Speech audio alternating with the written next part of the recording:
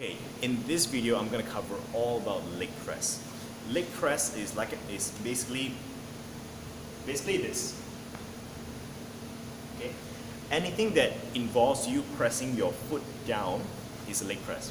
All of the exercises under leg press includes back squat, forward squat, front squat, back squat, front squat, overhead squat, split squat, goblet squat. There's like a lot of different kinds of squats. The most important thing to know about this is that different squats will emphasize different parts of your body, a little bit different of ratio. So like front squat is gonna emphasize more on your front of your body rather than the back, whereas back squat is gonna emphasize more on your back. So there's a lot of other different squats, so wide squats, sumo squats, etc., etc., etc. Overhead squat is gonna work more on your core. And today I'm going to show you just 3 different types of squats, because whoever you are, chances are you're going to start with just one of these 3. Only people who have been doing like fitness for quite a long time, like let's say 1 year or so, they tend to learn back squat and front squat pretty well. And if let's say you haven't done fitness for so long and you've already done back squat or front squat, let me take a look at your back squat and front squat, or let one of the coaches see, and we will decide whether you should be doing back squat or front squat on the day itself. But for now, for the purpose of this video, I just want to show you just three exercises. So the 3 different types of squat for your leg press movement is the box squat, the air squat, and the goblet squat. So I'm going to take you through one by one, okay? First one is goblet squat. The first one is box squat. Box squat is the lowest end of the spectrum. It's the first easiest way to start. So it is chosen for people who have, let's say, absolutely no experience with fitness. Second thing is for people who have a lot of problem balancing themselves when they squat. This is a squat. So if let's say every time they go down, they go like, So if let's say every time you go down, you go like that, box squat is gonna be a place to start. And box squat is also chosen for people who, let's say, like are carrying a lot of extra weight. So if you're carrying a lot of extra weight, squatting down all the way is gonna be pretty tough on your knee, which is the reason why having a box, you can see a box right there, is gonna help you distribute the weight a lot. So I'm gonna demonstrate to you. I'm gonna show you the distinction about it. This is a box squat.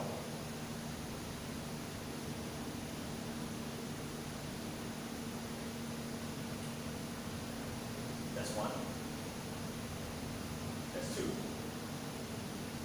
So that's a box squat. Now, as you can see, that box right there will help me if let's say I fall down, and it also provides a place where I can tell I can know whether or not I'm going down low enough. Because if I'm not going down low enough, if I'm inconsistent with those things, how am I going to be sure that I'm actually getting stronger, that my performance is actually improving? So that's the reason why you need to have a box. Now, the height of the box is going to be different. Like for me, if I'm going to do a box squat, right now I'm using 5. You can see 5 planks, but my height is actually 4 planks. So if you are assigned a box squat, you need to choose a kind of plank where when you're at the bottom,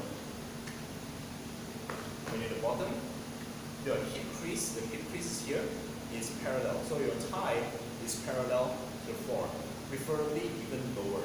So the idea here is that if you're gonna start from here, because that's the lowest you can go probably right now, what you're gonna do is you're gonna slowly remove one by one as the sessions.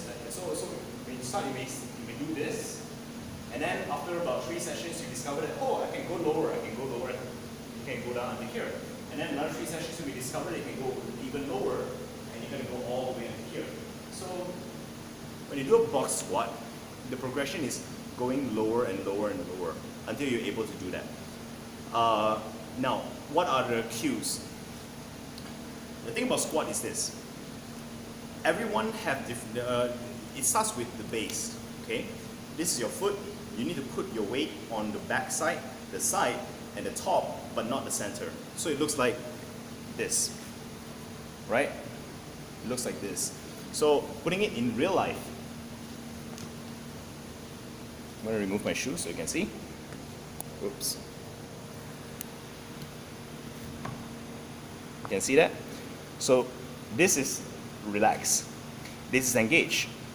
So I'm creating an arch on my feet.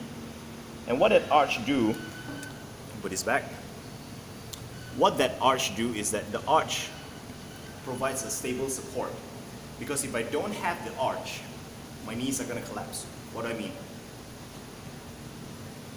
If let's say my foot is flat, right? You see my knee? I'm going to walk backward a little more. When I squat, my knee and my toes must be exactly aligned. So if I don't have the arch, my knee is going to cave in. I'm going to end up spending a lot of time squeezing my knees out. And if I do so, my glutes, my butt is going to get overworked, and then it's going to pull my lower back, and then eventually the back is going to start to get hurt. So that is the first thing, the foot positioning. Squeeze hard, that is the first thing. The second thing is that your weight must be towards the middle to the back. Don't put weight on the toe, because the moment your weight goes in front of your toe,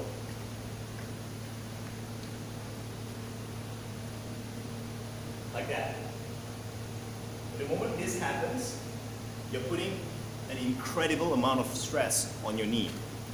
Much more stress than your knee can handle, especially if you just start. If let's say you haven't just started, you've been lifting for a while, it's been known to cause a lot of problems with the ACL, the ligaments and tendons. So don't do that, okay? Make sure you always put your knee behind, and the way you know that is happening is by making sure your weight is on your back side or the middle side, the middle to the back side of your foot. So that's the second thing. So the first thing is squeeze the ground. The second thing is middle to back weight distribution. The third thing is your knees must be aligned with your toes. So the reason why this is happening is, if let's say this is the joint of your knee, right? This is your shin. If let's say you're putting weight like that, what happens is it's very strong because the weight is directly supported by the structure. But if let's say your knee is going like this, you see that? Your entire body weight is coming down here, but the support is here. So what ends up happening is that you're gonna get like problem across your knee. So showing it in real life, it's like this. This is the support, this is the tie. So if let's say your knees are like that, you're pushing weight down, but this is coming out like that. So you have problem as well. So just three things to remember as you start that off. And of course, your back must be straight. This is what we call neutral spine. The third thing is that knees and your toes must be aligned. And the fourth thing is that you must have neutral spine. Neutral spine means your back is straight. Like that. Right? So the reason why this is important is because your spine is made up of many little joints. And in between these little joints have small little tiny muscle, alright? I think it's called multifidus muscles. And what happens is that if let's say you overwork this one, or maybe it tears, what's going to happen is going to slip this. What keeps this one from working too hard is your lower back muscle. When your lower back muscle is actually pretty big. So it's this big, whereas the multifidus muscles are like small little tiny muscles here. When you engage your back fully, you're using your lower back, the large muscle, to help support your structure, your entire upper body. But if let's say you round your back, right, you're using the multifidus, the small little muscles in between your spinal joints to support the weight of your entire body. So obviously, smaller muscles are going to be weaker than bigger muscles. So when that happens, stuff happens, like serious injuries happen. And I've seen people who, like, even if they're not working out, they're actually working and they hunch a lot. And then eventually they will slip this just by working. It's ridiculous. I assure you. So make sure that your spine is neutral. So the first thing is cup your feet, right? Squeeze the ground, create the arch. The second thing is you gotta make sure your weight is distributed properly towards the middle and the back. Third thing is knee must be aligned, okay? Knee must be aligned with your toes. The fourth thing is your neutral spine must be neutral lah. So that's what the general idea is, not just for box squat, but for every other squat as well. So once you master the box squat, right, you can move forwards a little bit more into the spectrum and go into air squat. Air squat is when you don't need a plank anymore. It means you can balance your own weight. Okay, you don't need a safety measure over there. You are fit enough to actually be able to go down all the way and come out all the way with the discipline to know when to stop and when not to stop. So in an air squat,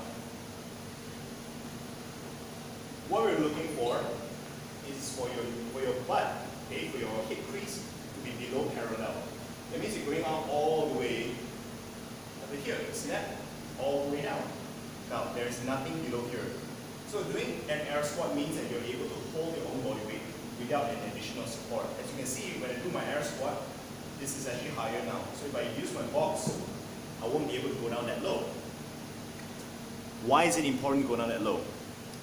Because the idea of exertion is continuous, non-stop exertion. It is not touch and go kind of thing. If you just touch and go and touch and go, touch and go, you're not going to be able to create what is known as time under tension. When you don't create time under tension, it's kind of like boiling water. Like you boil, and just as the water is about to boil, you turn it off. And then you turn it on again. And just as about to boil, you turn it off. Like it's going to lengthen the entire workout program into a very long. That's the reason why our workout program can work so fast, because what you need to do is you need to create continuous time under tension, and not about how much time you spend in the gym. It's about how well you use your time. So you want to do, every time you go into a set, right, do it non-stop, like unbroken. Like if you reach the top, reach the bottom, no pause, no rest. There is no rest at all. So when you're doing a box squat, it is ideal because of the safety aspect of it. But when you reach a certain level, you cannot do box squat anymore. It will not serve you anymore. And that is the point where you do like up and down. That is an air squat. And you follow all the same cues like just now. The first one, cup your feet, weight middle to the back. What is the next one? Knees aligned, back straight. All of these things are the foundations in order for you to go to the next one, which is goblet squat. So that is for air squat. And finally comes the goblet squat. Goblet squat means what? Goblet squat means you're holding a weight, like you're holding a goblet, like a chalice right in front of you. And what this does is that it helps you to balance things without relying on a bar first. A barbell is nice, it's just that it's not so easy to learn because you have to remember a lot of things upper body, and unless you already make it a habit to do everything right on the lower body, it's gonna be too much once again. So upper body, you're gonna hold a weight, any weight at all. It can be a kettlebell, can be a dumbbell, can be a plate. Over here, I'm gonna have an example of a plate.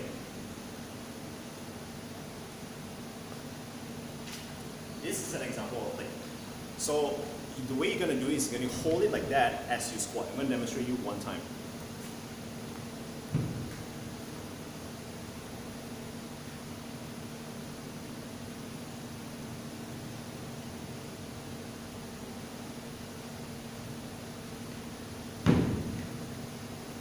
And that was a goblet squat. So you're gonna hold weight right here, about chin level, and you're gonna squat and then come back up. So with that being, so that's basically it. And all the cues follow exactly the same, but at the same time, this will help you to learn how to use things on the upper body, because you already mastered the lower body side of it. So same cues, cup your feet,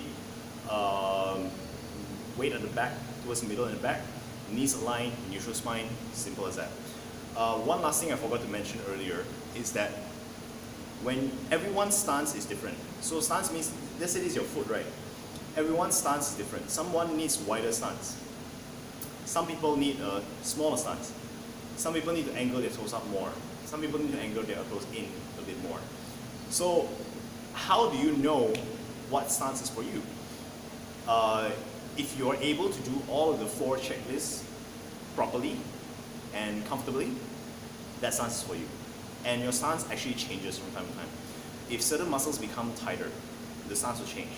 If certain muscles become more flexible, the stance will change. If you gain weight, the stance will change. If you lose weight, the stance will also change.